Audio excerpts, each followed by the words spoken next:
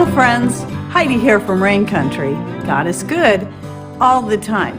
And I'm here today to talk about self-sufficiency and what it really is. Because I think there's still a lot of people that misunderstand this term. Even those who are pretty self-sufficient people, I don't think fully understand what it means. If we're to go to the literal definition of being self-sufficient, it would mean you would never ever have to depend on anyone else, ever. No stores, not doctors, not anyone or anything. You'd be able to do everything for yourself. So when you look at it that way, for any one person to be entirely self-sufficient is very unrealistic. There might be that rare person out there that is pulling it off, but generally speaking, it is just not possible. We all have to depend on something, no matter where we are in the spectrum of self-sufficiency. So when people like us are talking about self-sufficiency, we're not, and we've never claimed to be entirely self-sufficient. We always talk about it in the terms of trying to be more self-sufficient, and it's a constant work in progress to become more that way.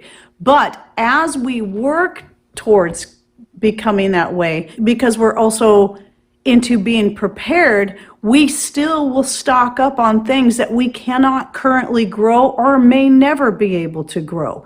So I'm bringing this up. It's something I've been meaning to talk about for a while, but I recently got a comment in on my Misfits Market review video, and someone was like, "Oh, I thought you were self-sufficient."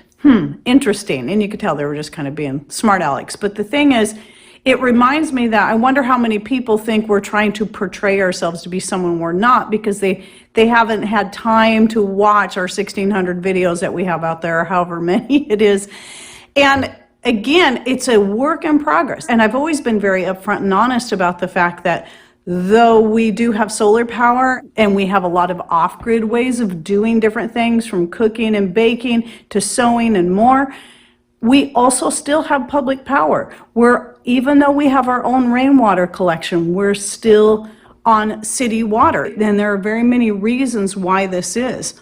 And this kind of also goes hand in hand with the video that Patrick did on the big milk tank that we bought for water storage for our more off-grid piece.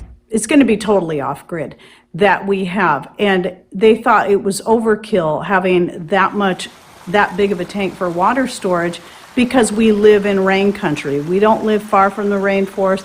We get 120 inches of rain per year. But what they're not thinking of is, one, there have been times where we've had a 3-month dry spell. We have a storage here on this piece of property of 2,200 gallons of rainwater. One year that the dry spell was so bad that we worked through that long before it was over with. That was gone. And so we had to fall back on our city water supply to keep our gardens watered. So that's something people don't consider. It's like, do we need 3,000 gallons to get through a dry spell of 3 months if it's just the two of us and we're just talking about what we need to clean up with and to drink? Probably not. We probably wouldn't need that much water, but we need that much water if we're having to water our own gardens, especially in a very dry time of the year. So with that in mind, having that city water that year was definitely nice, because we worked through our rainwater collection and we still had like another 6 weeks before we finally got rains again. So that's just one of the many examples. And I did recently put a new video out on living partially off-grid, and mostly that was in terms of power, electricity. And I explained why we do, and I explained how we work that out.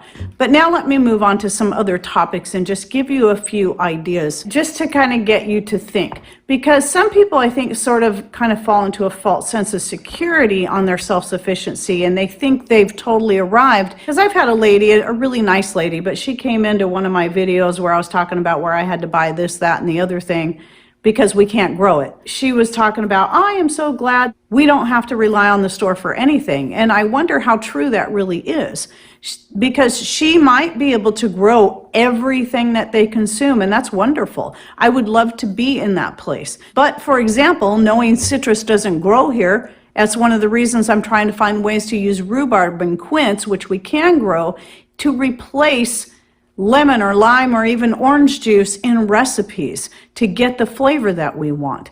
And so we have to learn to be creative to come up with some things. But until then, I'm going to keep purchasing as much citrus as I can from Misfits Market, because it's the one place I know I can rely on getting it organically, and they get pretty good citrus most of the time.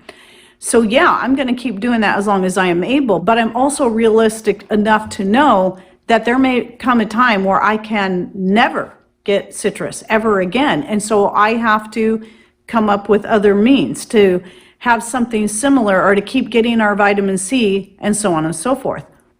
So anyway, the people that might think they're totally self-sufficient, have they stopped to think about, okay, what if you need something repaired? Do you know how to repair a leaky faucet, a broken hinge, a broken tool? When something goes out in your car, do you know how to do that? Even if you do you have access to the things that you'll need to replace in that machine? So if you have to get auto parts and they're not available, or even if you just have to go to buy them anyway, that's not being totally self-sufficient. You still have to rely on somebody or someplace to supply that need. Do you grow all your own trees, harvest them, saw them up for lumber so you can build your own cabin from scratch, or to build your own furniture? Or what about clothing? Maybe a lot of us, like me, I make all my own skirts. Sometimes I'll make my own tops, and I crochet all my own sweaters, but I still have to have the yarn. I don't have sheep, so I would have to get that yarn from somebody else. I don't have a way to weave and make my own fabric like this. Some people out there have sheep and they can make their own yarn, or they can even weave their own cloth for making their own clothes. But does that same person have a sawmill to cut up lumber that they need to build new cabinets for their kitchen? And what about medical care? Not everyone out there has a medical degree. Do you have a way to take care of your own needs in the case of illness, a broken bone, or something worse than that? Or are you going to have to rely on someone else to help in that situation? Chances are likely that if it's serious enough, you're going to need help. If it's just an illness that you can take care of yourself with your own homegrown herbs, because that's one of my big focuses here is medicinal herbs, especially since those are things I can typically grow really well, better than I can certain fruits and vegetables. At least I know I can get a lot of medicinal herbs that can help us in so many ways, and have helped us. So I can do something like taking the medicinal herbs, and I have, and use them to barter for things that I don't do right now or am unable to do.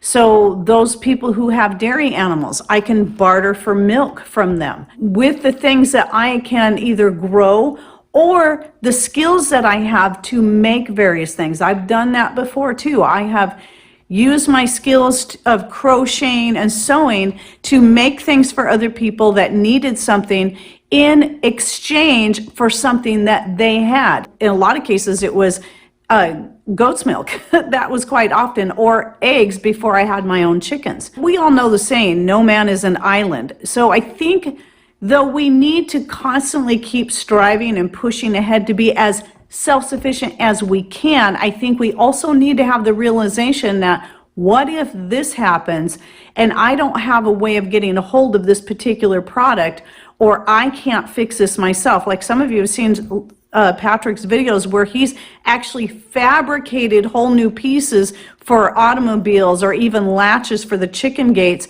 out of material that he had on hand. Not everyone has that skill or the material on hand to do that. And if you do, great. But what if you don't? You still have to get that somewhere. So no matter how prepared we are, no matter how self-sufficient we are, there's always going to be some area that we're lacking, that we're going to need help from other people. So I think it is important to be realistic about this, and be careful about making any claims that, well, we're totally self-sufficient simply because you grow all your own food. It's very likely that you grow all your own food and you never, ever, ever have to go to the grocery store for anything, and that's great. But what about all the other areas in your life where you still have to take your car to the repair shop? Or you still have to go buy fabric and yarn for making your own clothes, or buying lumber to build something, or buying that thing already built, or hiring someone to build it for you. So we got to think about all this, because just because you have something right now, it doesn't mean it will be there for you in the future. So we got to know that if it's something that we use on a regular basis and we need to know that we have a way to repair that, make something new like that, or have somebody that we can barter with that can either make that thing for us or repair it for us. So always remember that community is important, and we need to work on building relationships with like-minded people that we know that we can work with when something happens and either the prices are so incredibly high on whatever it is you need that you simply can't afford to buy it, so you got to learn to fix it yourself, or barter with someone with the things that you do have so that they can repair or make it for you. So always be thinking outside the box. Though I always encourage people never to become overwhelmed because maybe they don't do all these things, or they don't have 2, 3, 4 years worth of food storage, or they don't have a garden that they could live off of year round. Never ever feel that you're not doing enough. As long as you're taking steps forward and you're finding more ways to become self-sufficient, that's what is important. But also on the opposite end, don't think that you've arrived and you're totally self-sufficient and you could completely survive without anyone else if something really horrible happens. We always need to be realistic, positive, and constantly moving ahead on what we're doing, but also being realistic. We should never stop learning. We should never stop growing, no matter where we are in our journey into self-sufficiency. So always look for those holes in your situation and try to think about how you would handle it if, and that of course will include if you lose your spouse, because Patrick and I depend on each other for so many things. If either one of us was to go, that's going to leave a really big hole for the other person. And we're both going to have to learn, whichever one of us goes first, we're both going to have to learn to fill in the gaps that that other person did for us. And it doesn't matter how old or young you are, that is something you should always be thinking ahead on. People buy life insurance, people buy health insurance, people buy house and auto insurance, but even those things can't always be there for you when something horribly goes wrong. You know, your house insurance will very likely deny your claim when your roof blows off, even though you've been paying into it for 30 years. If you lose a spouse, okay, that life insurance money you might get might be helpful, but it's not going to give you the skills you need to replace what they already did for you.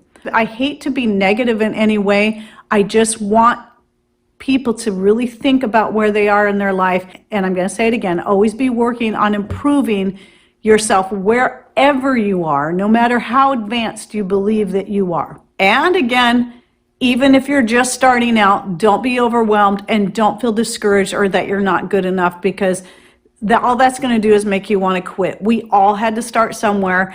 We all have been working on this. Like us, we've been doing this for many years, a little bit at a time through the years as we go, and we're still adding, learning, and growing along the way. And we'll be doing this until we die. So anyway, I hope you found this video helpful, and any other helpful suggestions, thoughts, tips, things you would like to add, go ahead and put those in comments down below, and let's start some really good discussion here to get people to both encourage people, but also get people to think about what else they can do to better their situation. All right, well, thanks for watching. Take care, and God bless.